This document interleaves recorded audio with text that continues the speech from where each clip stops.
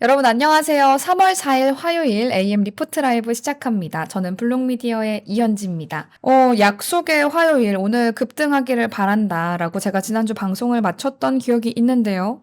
급등을 약간 방송 없는 주말에 실컷 하고 오늘은 그 상승분을 다 반납을 한 모습이긴 합니다. 그래도 여러분 어제까지 연휴 잘 행복한 마음으로 쉬시고 오늘 눈길에 안전하게 출근 다 하셨죠? 오늘 약속의 화요일 일단은 혼자 시작을 하고 있습니다. 오늘도 들어와 주신 여러분, 함께하고 계신 여러분 감사합니다. 빵야빵야 모래반지님 오늘도 1등으로 들어와 주셨군요. 전엔 다른 음악이었던 것 같은데 바뀐 음악 신난다고 해주셨습니다. 저희 방송마다 음악이 달라요, 여러분. AM 리포트 라이브랑 코인마켓 라이브랑 주간 백훈종이랑 다 음악이 다릅니다. 그거를 캐치하신 빵야빵야 모래반지님 대단하시고요. 사람 살려 공포일수록 기회입니다. 개미 다 털리게 해주셨는데 그러니까요. 저는 정말 이 시장이 너무 신기한 게 분명 저희가 9만 초반에서 횡보할 때는 이제 끝난 거 아니냐. 약세장이다. 하락장이다. 사이클 끝났다라는 게 굉장히 팽배했거든요. 근데 오히려 8만, 7만까지 이렇게 터치하고 흔들리니까 이거는 더 큰 도약을 위한 조정이다. 개미털기 좋았어 라는 시장 반응이 더 많더라고요. 저는 그래서 그게 조금 신기한 요새고요. 트럼프의 발언으로 비트코인과 또 에이다가 엄청나게 주말 사이에 반등을 했었는데 제가 그 새벽에 깨 있었거든요. 그냥 뭐 연휴기도 하고 잠이 안 와서 커피를 늦게 마셔서 잠이 안 와서 한 새벽 4시인가까지 깨 있었는데 에이다가 60%? 66%까지 상승을 하는 걸 보고 이거 뭐야? 하고 깜짝 놀라서 보니까 또 트럼프가 한마디 했고 그 한마디에 시장이 엄청나게 출렁이고 있습니다. 그래서 일단 오늘의 시장은 어떤 상황인지 가격부터 확인하고 가시죠. 먼저 비트코인 가격이랑 총 5개가 트렌딩 코인이 있는데 저는 오늘 제일 눈에 들어왔던 건 이더리움 도미넌스가 굉장히 많이 빠진 게 눈에 들어왔습니다.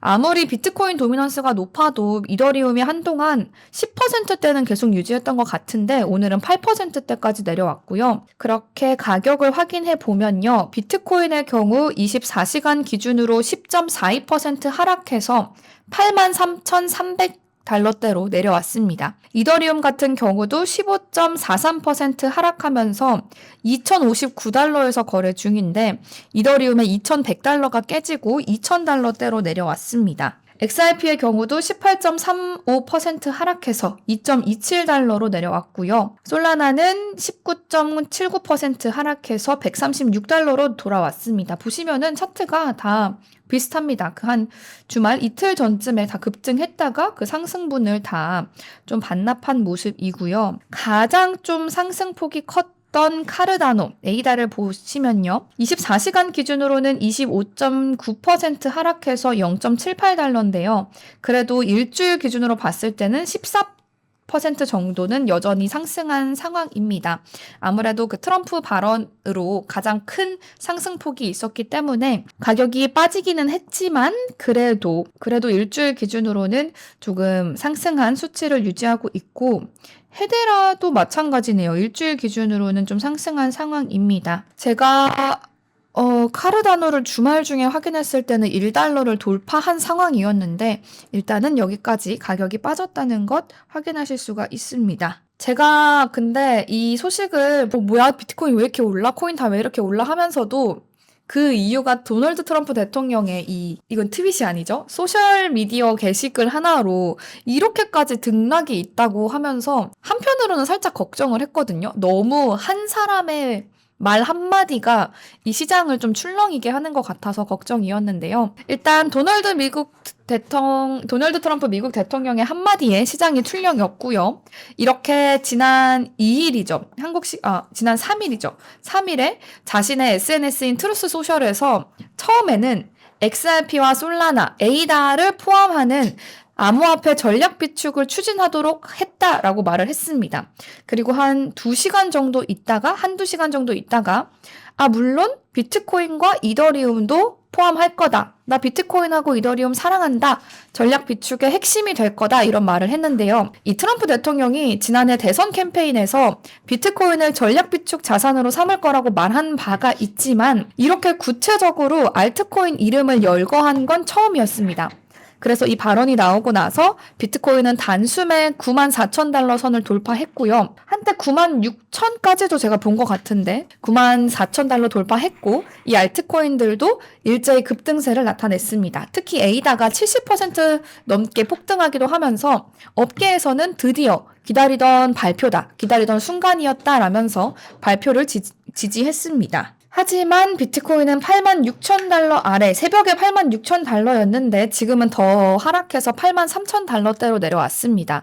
이더리움은 2,000달러대로 후퇴했고요. 비솔라나 카르다노 전부 다 10% 넘게, 15% 거의 20% 가까이 밀렸습니다. 이렇게 급락이 온 이유는요. 트럼프 대통령의 이런 전략 비축, 이 구상의 실현 가능성을 둘러싼 의문이 존재하고요. 그리고 관세 전쟁 본격화 가능성으로 인한 계속되는 위험 회피가 주된 원인으로 분석이 되고 있습니다.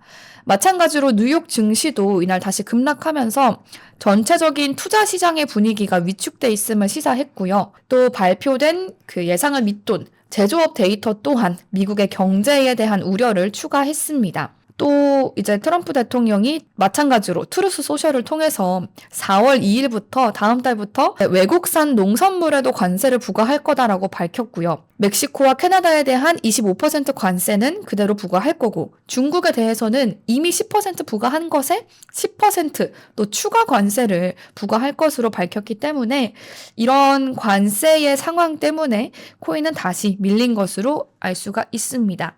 이런 상황에 대해서 아서 헤이즈는요, 트럼프의 발표에 대해서 새로울 게 없었다. 단지 말뿐이었다. 자금 조달을 위한 의회의 승인을 받거나, 금 가격을 조정하게 되면 알려주길 바란다. 그렇지 않다면, 트럼프가 백날 이런 말을 해도 의회가 미국이 비트코인이나 다른 암호화폐를 살 돈이 없다라고 밝혔습니다. 마찬가지로 암호화폐 펀드에서도 총 29억 1,100만 달러가 빠져나가면서 3주 연속 마이너스 흐름을 지속하기도 했고요. 여전히 시장의 투자 심리는 위축되어 있다라는 것을 볼 수가 있습니다. 이 짧게나마 침체됐던 시장에 강력한 모멘텀을 주입하긴 했습니다. 그래서 10만 달러 탈환의 기대감이 살짝 고개를 들었지만요. 앞서 말씀드린 그런 관세나 가능성에 대해서 트럼프 랠리가 제약이 있을 수밖에 없다는 분석입니다. 일단 트럼프의 암호화폐 전략 비축은 의회의 승인이 필요하고요. 비트코인을 제외하고 이더리움, 솔라나, 카르다노에 대해서는 좀 우려가 나오고 있습니다.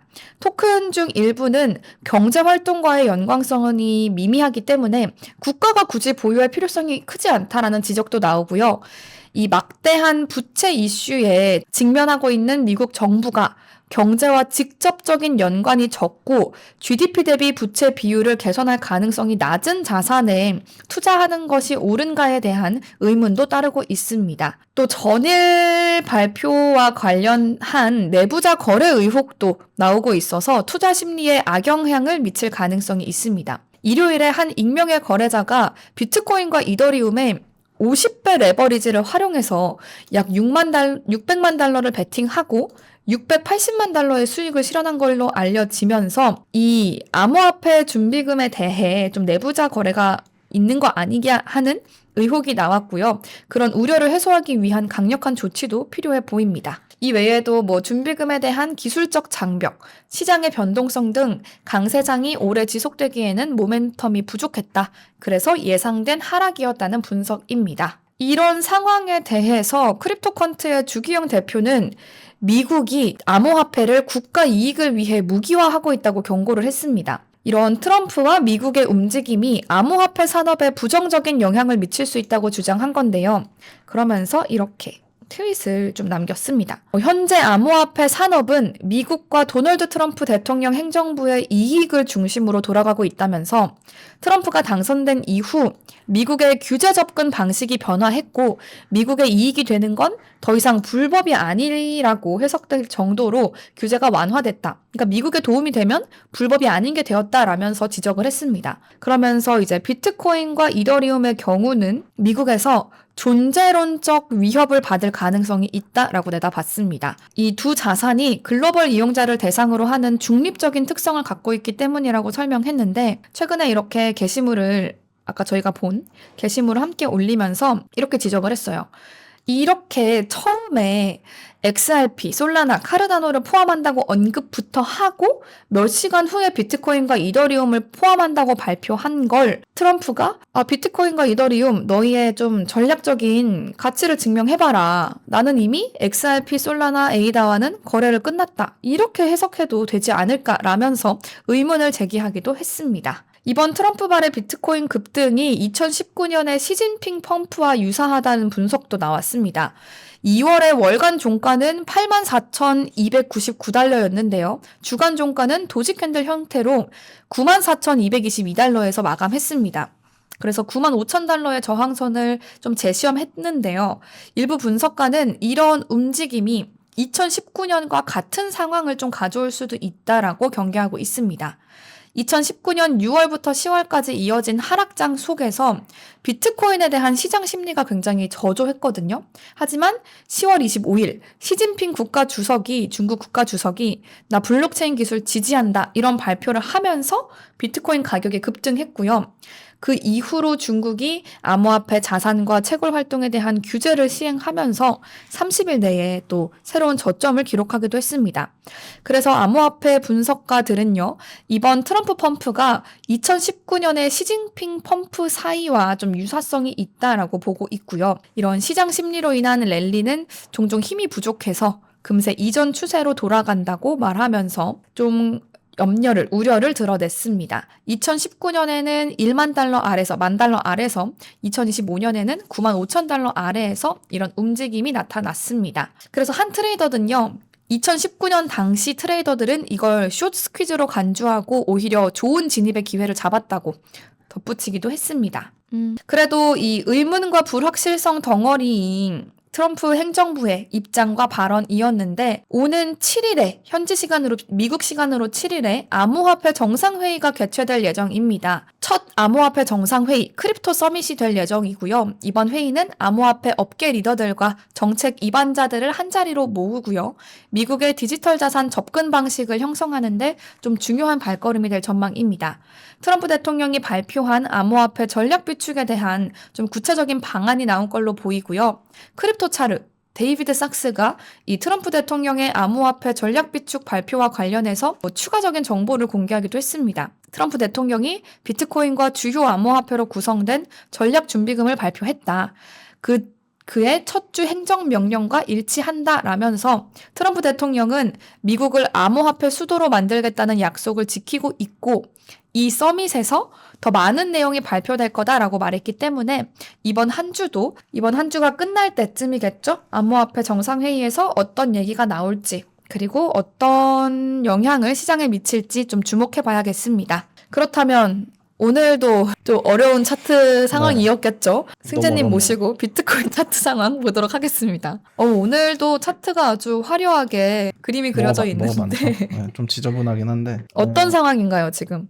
예상하셨습니까? 주말 사이 급등?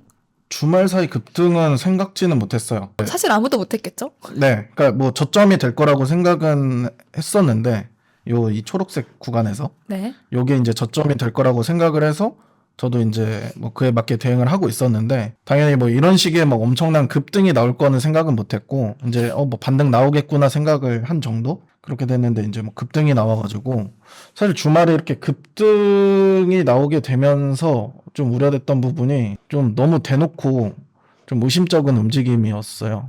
사실 좀만 생각해 보면 CME 갭이 닫혀 있는 이 시점에 너무 큰 급등을 했었고 그리고 사실상 사람들이 너무 막 포모가 너무 많이 있는 거예요. 그게 사실 별거 아닌 거거든요. 그냥 트럼프가 본인 SNS에 추진하겠다라는 글인 건데 맞아요. 서명했다도 아니고 추진하겠다라는 그냥 본인 개인 SNS 활동인데 그걸 가지고 뭐 전략 비축 자산이 된 거 마냥 너무 시장에 매수세가 너무 또 급격하게 올라오기도 했고 그에 대해서 사실 주봉 마감이 되고 나서 이제 CME 갭이 또 오픈이 됐을 때 사실상 상방에도 93K 정도의 CME 갭도 있었거든요. 근데 이게 이번 주 월요일 날 CME가 열렸을 때 가격이 94K, 95K 정도였어요. 그러니까 이미 CME 갭 93K보다 훨씬 더 뛰어넘는 식으로 돼서 사실상 하방 갭이 더 추가로 형성이 된 거예요. 93도 있고 84도 있고, 그리고 이번에 78K 구간 CME 갭도 사실상 다 안 채웠거든요. 다 채우려면 77K 찍었어야 되는데 안 찍었어요. 찔끔 약간 맛보기 느낌 완전히 다 아니었나요? 채우진 않았어요. 뭐 당연히 이제 그거를 다 채울 필요는 없지만, 다 꼭 채운다는 그거는 없지만, 그러니까 이런 식으로 너무 찝찝한 움직임을 다 만들어 놓은 거예요, 사실상. 움직일 거면 확실하게 좀 채워주고 움직여줘야 그쵸. 되는데 되게 찝찝한 그런 상황에서 갑자기 주말에 뜬금없는 이런 식의 그런 모습을 보인다? 좀 의심할 만하죠. 네. 그리고 추가적으로 이제 제가 주간 리포트에는 그래서 이제 CME 갭을 채울 가능성도 둬야 된다 라고 이제 말씀을 드리면서 그렇게 좀 주의를 드렸었는데, 추가적으로 요즘 들어서 이제 비트코인이 이렇게 급등을 하게 됐을 때 여러분들이 보셔야 될 점이 뭐가 있냐면은, 그러니까 저 같은 경우도 일단 급등은 했으니까 좋은 건 맞잖아요. 긍정적인 건 맞으니까. 대신에 이렇게 급등을 했으면 추가 상승도 보여줘야죠, 빠르게. 근데 비트코인이 추가 상승을 빠르게 보여주질 못했어요. 보여주질 못하고 결과적으로 여기가 이탈되면서 이제 이거는 휩소로 나오겠다라고 저는 이제 판단을 해서 이제 다 정리를 했던 건데, 그게 요 부분이거든요. 급등을 하는 과정에서 대략적으로 뭐 15분봉 또는 뭐 피보나치 비율도 괜찮고, 15분봉 기준으로는 이제 급등하면서 만들어진 고점을 형성하고 이 저점 구간이 될 만한 곳, 그리고 피보나치로는 뭐 대략 그냥 고점 대비해서 38.2% 정도. 그러니까 이 저점에서 고점까지의 그 피보나치 38.2% 부근에 이 매물대를 보면은 꼴이 달려 있는 게 있어요. 한 번 더 고점을 높일 때 저점을 찍었던 곳. 여기가 사실 중요한 지점이거든요. 보통은 급등이 나오면 이렇게 급등을 하고 나서 눌려도 이 라인을 깨지 않고 올려야 돼요. 추가 상승을 해서 고점을 계속 높여가야 돼요. 근데 지금 비트코인 움직임이 이번에 어떻게 나왔냐면은 내렸죠. 힘없이 또 내렸죠. 근데 여기서 반등이 나왔잖아요. 그죠? 네. 반등이 나왔는데 결국엔 실패했죠. 깨졌죠. 그러면 이거는 휩소될 가능성이 높다라고 보는 거예요. 이거는 뭐 이번뿐만 아니라 다음에도 이런 식의 급등 움직임이 나올 때 여러분들이 이런 식으로 좀 기준선을 두고 좀 이런 페이크성 움직임을 안 당했으면 좋겠어서 좀 공유를 드리는 거거든요. 그래서 결과적으로 이렇게 페이크가 나왔다. 그럼 이거는 그냥 뭐 가짜 움직임이었다. 그래서 결과적으로는 지금 매우 안 좋은 상황이고, 왜냐면은 급등의 그런 초입까지도 지금 이탈이 된 상황이어서 이제 여기가 저항이 될 거예요. 또 그럼 여기를 이제 넘기지 못하면 계속 내려가겠죠. 85,000달러. 그렇죠? 이 85,000달러를 돌파해주고 지지해주면은 다시 반등을 시도할 텐데, 만약에 85,000달러를 돌파하지도 못하고 계속 저항을 받는다? 이러면은 좀 보수적이게 볼 수밖에 없어요. 당장 여러분들이. 보수적이라면 사이클 끝? 사이클 끝? 까지는 뭐 아직까지는 모르겠는데 조금 안 좋은 상황이기는 해요. 왜냐면은 이번에 그 급등으로 인해서 네. 차트가 좀 많이 망가지기도 했고, 그래서 지금 제가 이번에 그 중장기 패턴 분석을 하면서 이번에 뭐 78K 부근이 저점이 될 수도 있다라고 이제 생각을 했던 거는, 이제 과거 2021년에서 2022년도에 이제 나왔던 유사한 패턴인데, 확장 플랫이라는 패턴이 있거든요. 이런 어떤 패턴이요. 그러니까 어떻게 보면 쉽게 보면은 쌍봉 패턴에 여러분들이 좀 익숙할 것 같은데, 이 확장 플랜은 고점을 한 번 더 높여요. 두 번째 고점을 높이는 거죠. 네. 그리고 저점을 높이는 형태가 나와요. 이게 이제 플랫 패턴인데, 그냥 여러분들이 보시기에는 상승 채널 또는 뭐 쌍봉, 그렇죠?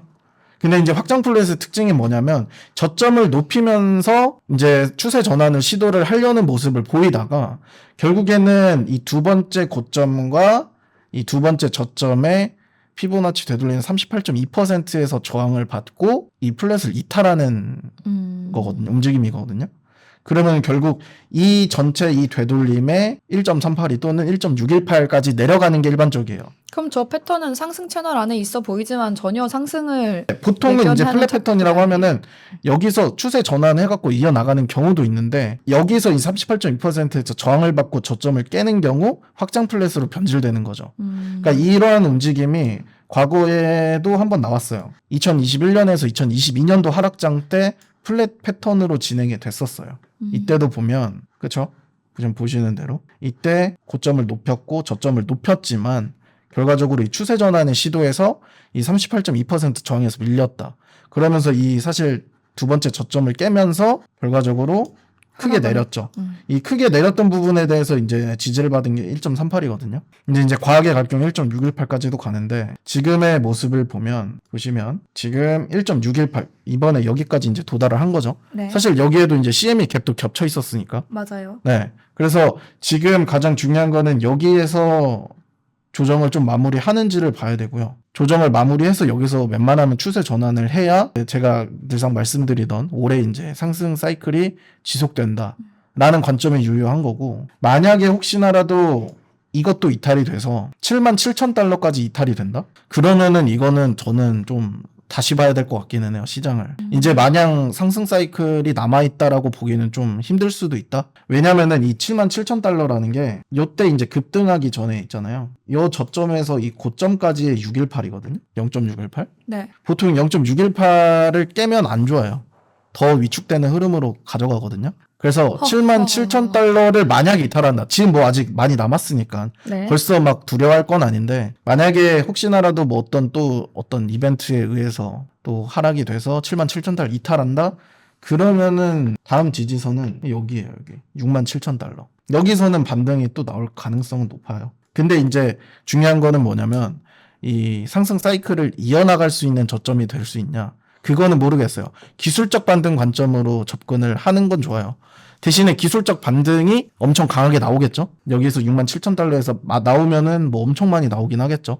근데 그 엄청 많이 나온다고 해서 그게 이제 저점 형성되고 이제 상승장 계속 유지된다는 아니고, 그냥 이 많이 내린 만큼 기술적 반등도 세다라는 관점으로 일단 접근을 해야 될 것 같습니다. 그 반등이 나오고 나서의 추세가 중요하겠네요. 네. 근데 일단은 뭐 가장 좋은 거는 이 77,700달러, 좀 더 여유 있게 봐서 77,000달러. 요 정도 선을 이탈하지 않고 저점을 다지는 움직임이 나오는 게 가장 좋습니다. 네. 그래서 사실 여러분들이 뭐 저점에서 우리가 이제 물량을 모으는 것도 좋지만, 지금 같이 좀 너무 변수가 많고 그리고 좀 대응하기가 어렵잖아요. 시장 난이도가 너무 높아서. 너무 어려워요. 네. 그런 경우에는 사실 이런 저점이 될 만한 구간에서는 우리가 매수는 하는데, 좀 적은 매수, 그러니까 적은 비중으로 좀 대응을 하시고, 오히려 이러한 시장 상황에서는 추격 매수 대응이 좀 더 나을 수 있어요. 오히려 우리가 상승 변곡이 명확하게 나왔을 때 따라 붙는 것이 더 좋다. 그게 사실 손익비 면에서도 나쁘지 않거든요. 그래서 지금같이 저점이 예상되는 구간에서는 우리가 공격적으로 시도는 해보는데, 뭐 되게 적은 비중으로 한번 시도를 해보고, 오히려 저점을 찍고 반등이 나왔을 때 제가 봤을 때는 대략 한 99,500달러? 99,500달러 정도면 적당할 것 같은데, 99,500달러. 여기를 돌파됐을 때? 넘기면, 여기를 이제 돌파해서 넘기기 시작하면은 그때부터 물량을 오히려 그냥 추격으로 늘려가는 방향도 좋을 것 같다라는 생각이 들어요. 오히려 이제 아래에서 물량을 많이 담는 것보다 추격으로 담는 게 낫다. 그러니까 이거는 대응하기 되게 어려우신 분들, 그런 분들이 이제 좀 하는 게 좋은 것 같고, 아니면은 또는 이 저점 구간에서 오랜 긴 시간 또 이제 횡보를 해가지고 명확하게 또 바닥이 될 만한 패턴을 또 보인다? 그러면은 이제 바닥에서 좀 더 물량을 늘리는 방법이 있다. 그래서 결론은 지금 제가 보는 관점은 딱 요 확장 플랫 요 패턴에 대한 이 저점이 예상되는 이 77,000달러가 마지노선이다. 올해의 상승장의 마지노선. 네. 그래서 일단은 저 딱 맞물려 있는 CME 갭도 맞물려 있고, 네. 그 확장 플랫 패턴의 저점을 만들 수 있는 그 지금 77,000, 81,000 그 사이에 네. 있을 때는 아무래도 저게 어떻게 더 이탈이 될 수도 있기 때문에 좀 많이 담으시거나 하시기보다는 저때 만든 추세를 확실하게 깨서 99,000을 다시 돌파를 했을 때 좀 더 추격 매수 하시는 게 좋겠다라는 의견이셨고요. 저는 관망세로 돌아선 지 오래됐어요. 너무 어렵고 어렵죠. 너무 불안하고, 물론 뭐 어차피 막 불안하다 해도 제가 무슨 전 재산을 태워놓은 게 아니기 때문에 당장 뭐 난 다음 사이클까지 그냥 묻어둘 거야 라는 마음이긴 하지만, 진짜 저도 이렇게 무섭고 걱정되는데, 그렇죠. 매일매일 이 소식을 보는 저도 그런데, 그게 아니신 분들 진짜 시장이 진짜 엄청 불안할 것 같아요. 네, 뭐 이번에 사실 반등이 강하게 나와서 저도 좀 기대하기는 했는데 일단은 너무 대놓고 의심적인 부분이 너무 많았고 그리고 이번에 좀 아쉬웠던 부분이 반등이 나왔을 때도 일봉 이평선을 돌파해주지는 못했어요. 네, 거기서 딱 턱걸이였고 사실상 이 매물대 하단 테스트거든요. 네. 이 떨어지기 전에 이 급락전 매물대 리테스트로 봐야 되고 이 리테스트는 뭐냐면은 결국에는 데드캣 움직임이 되는 거예요. 지난주에도 나왔던 네. 데드캣. 지금 보시면은 31선 데드캣 나왔죠. 그러니까 이 데드캣이 나오면서 급등이 나와가지고 결국에는 이 하단 매물대 리테스트였던 걸로 봐야 되는 거고 지금 다시 내리잖아요. 그러면은 이게 지속될 수 있는 거죠. 근데 진짜 신기하게 딱 저 갭 사이에서 네. 올랐다가 맞고 내려와서 움직였네요. 네. 그러니까 지금 이제 CME 갭은 없다라고 봐도 돼요.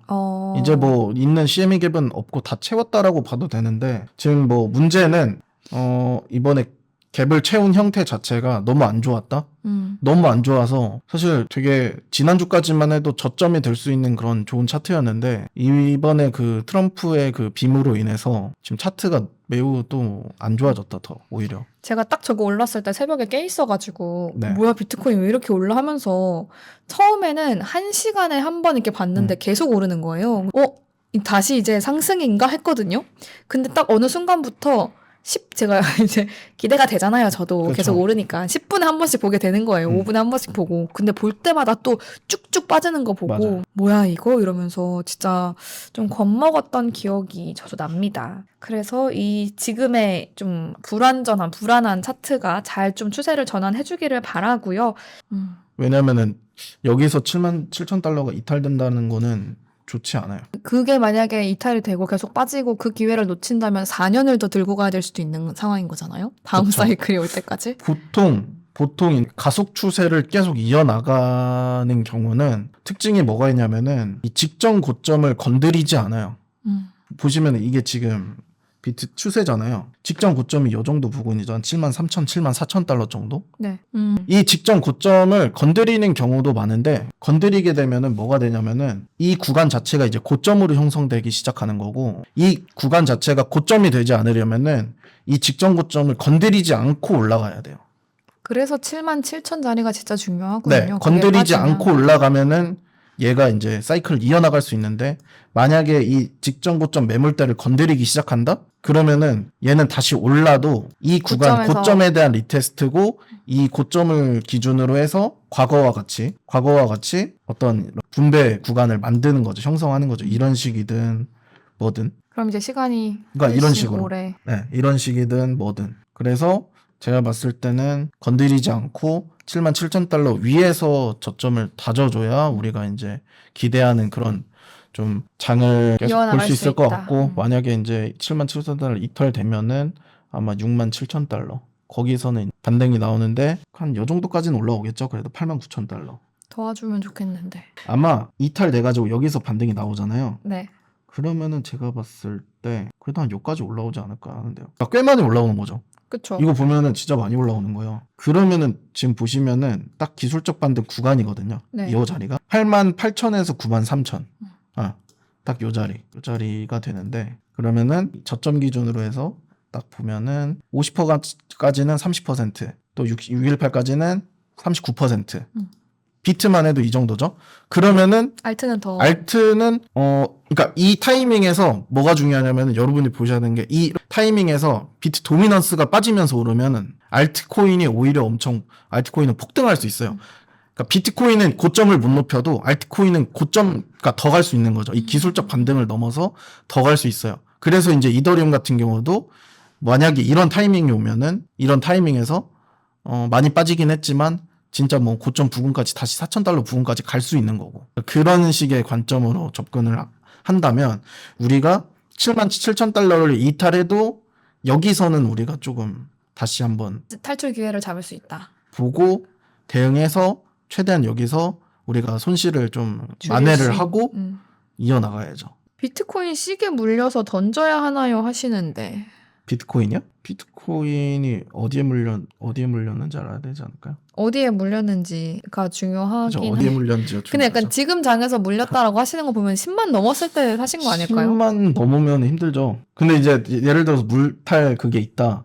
그럼 뭐 나올 수 자금이 있죠. 있다 네. 하시면 딱 저 그 6만 7천? 6만 7천 그쵸. 우리가 그쯤 마지노선으로 오면은 봤던 그러니까 7만에서 6만 8만 7천. 9천에 물리셨대요. 8만 9천이면은 지금 물린 것도 아니에요. 응, 크게 저는 막 한 10만 9만 8만 3천이구나. 네. 물린 거 맞네요. 5%나 되긴 하는데. 그러니까 예를 들어서 물려가지고 물타기를 할 거면 제가 봤을 때 웬만하면은 한 이 구간? 이 구간이라는 건 아까 8만 그 초록색 1,500에서 박스권. 뭐 7만 7,700. 응, 승진님 요 정도 차트 구간. 한번 보여주시면 이 정도 구간에서 이 초록색 박스 구간에서 이 초록색 박스 구간에서 바로 오면은 물타기가 아니라 여기서 지지하는 형태의 움직임이 나올 때 그냥 이제 진입을 하는 게 좋고 아니면은 67,000달러 그러니까 7만에서 67,000달러 이 구간 오면은 이때는 그냥 바로 와서 조금씩 잡아봐도 좋을 것 같다. 그러면은 그 정도 평단가는 충분히 나올 수는 있어요. 그러니까 사실 저는 비트코인에 대해서는 저는 입사했을 때부터 DCA 했으니까 그때가 얼마? 작년 이맘때죠? 한 6만 달러대? 4만? 저는 아마 4만 달러대인가 5만 달러대 시작해서 ETF로 한번 시게 올랐다가 다시 내려왔을 때 이렇게 DCA를 해가지고 근데 제가 한번 지난주 중에 네. 비트코인도 한창 빠졌잖아요. 7만까지. 그죠. 그러니까 그 알트코인 손해가 비트코인 이익을 넘어섰었거든요. 그래서 완전 진짜 멘붕 와가지고 난 이거 다음 사이클 그냥 가져간다 이랬는데 네. 전 지금 딱 저 7만 7천, 6만 7천 저 반등 지점 노릴 겁니다. 모든 알트. 그래요? 네. 위험해요? 아니요. 노릴만해요. 그러니까 저는 개인적으로 지금 중장기 관점에서 되게 충분히 좀 좋은 자리라고 생각하고, 그러니까 시도해볼 만한 자리라고 생각하거든요. 네. 그러니까 이런 자리에서 시도를 해야 되는 거고, 이런 자리에서 시도 안 할 거면은, 그럼 어디서 사야 되냐, 약간 이런 마인드인데, 그러니까 우리가 진짜 현실적으로 막 다 필요 없고, 막 다 냉정하게 분석했을 때, 요 자리 또는 요 자리에서는 우리가 시도해볼 만하다. 그게 아니면 진짜 꾸준히 DCA 하시다가 네. 약간 큰 돈 필요할 때 파는 것밖에는 방법이 없지 않나요? 그쵸. 근데 이제 DCA도 진짜 무리하게 하면 안 돼요. 지금 시점에서는. 저 DCA 안 하고 관망세로 돌아선 지 오래예요. 네. DCA도 못 하겠어요. 무서워서. 아니, 왜냐면은 지금 여러분들이 딱 생각하셔야 되는 게 지금 상승장이 진행된 지 3년째거든요. 3년 차죠. 올해가 아마. 그러면은 상승 사이클이 보통 3년 이렇게 주기로 되는데 그러면은 올해가 저는 마무리 단계라고 보고 있어요. 마무리 단계니까 이제 폭등을 좀 기대했던 건데 여러분들이 DCA를 하는 게 결국 장기적으로 우리가 가져가서 익절도 하고 해야 되는데 이 상승장 막바지에 DCA를 하고 있으면 그 남은 그 하락장에 또 뭐 한 1, 2년이 엄청나요. 그거는 그쵸, 너무 힘들죠. 평단가 구축도 힘들어지고 버티기가 힘드니까 DCA는 상승장 초반에 하는 거예요. 상승장 초반에 하는 거고. 전 그래서 제 평단이 9천이 된 순간 네. DCA를 멈췄어요.